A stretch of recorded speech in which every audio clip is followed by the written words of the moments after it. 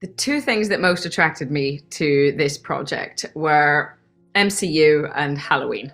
So I was a massive fan of the MCU films. I'd seen most of them, I think, before I kind of got the call about this character.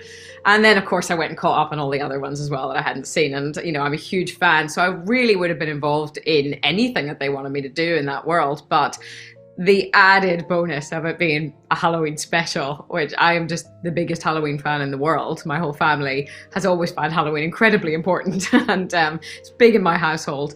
So I knew that I was kind of going to get to combine two things that I really loved, and there was no way I was going to say no. Elsa is a monster hunter. She grew up being trained in that by her father, Ulysses Bloodstone, who is this revered ancient monster hunter. And we find her at a point now where she is kind of between two worlds. She doesn't know whether she still wants to be involved in that, and she has dissociated from her family and her father and all of that world for quite some time, and is now coming back to it and is trying to find herself within that context, I think. And so that's a really relatable aspect of her character to me, because I think that as we all grow up and mature, we find ourselves in these positions sometimes where we've got to, straddle who we were and who we want to be, and we're trying to figure out how to get there.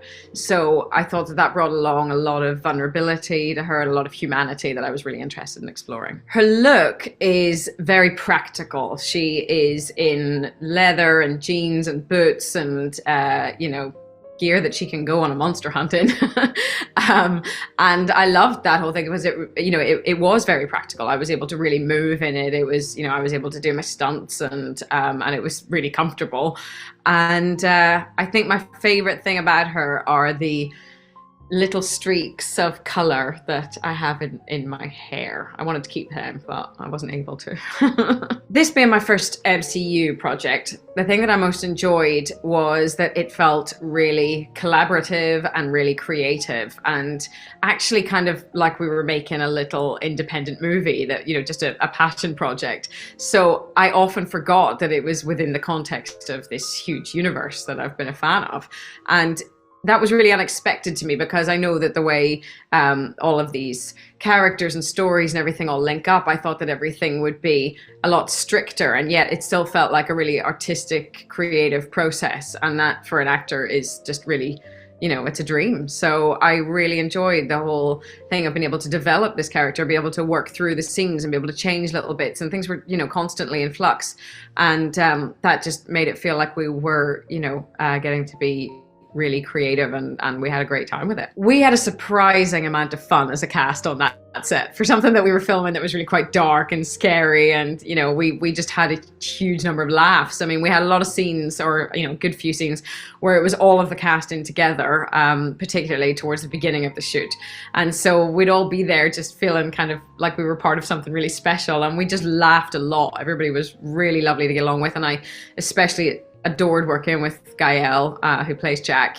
We had, I think we developed a really good rapport, and were able to kind of support each other through the scenes, and he's such an amazing actor. So yeah, it was a bit of a dream. Michael Giacchino is incredibly special as a director. I think that he was able to bring such a fun and kind of what felt like a low pressure situation to something that I'm sure must have felt very highly pressured. It felt really experimental and really creative and really free. And we were all welcome to collaborate and come with our ideas and come with, what we wanted to bring personally to the project. So I think to be able to create that atmosphere and at the same time produce this tiny, well-told, short story, and tell that story so beautifully, and the beats of it is such a skill. And I think that the fact that he has a background as a hugely successful composer really shows in the kind of the musicality and the rhythm that he brings to telling that story really beautifully. I think that it just plays out perfectly, and I think that is specifically because of those skills he has. The fact that we were going to get to be on practically built sets was a really big attraction for me in doing the project. It was something that Michael told me about whenever I first had a conversation with him, and he told me that he wanted like in, you know, in those old 30s, 40s horror movies. He wanted everything to be there and real and tangible. And that was a really big draw for me, because me coming from a theater background means that that's very what I'm used to. You know, I'm used to being able to look actors in the eye. I'm used to be able to touch everything around me, to use the sets.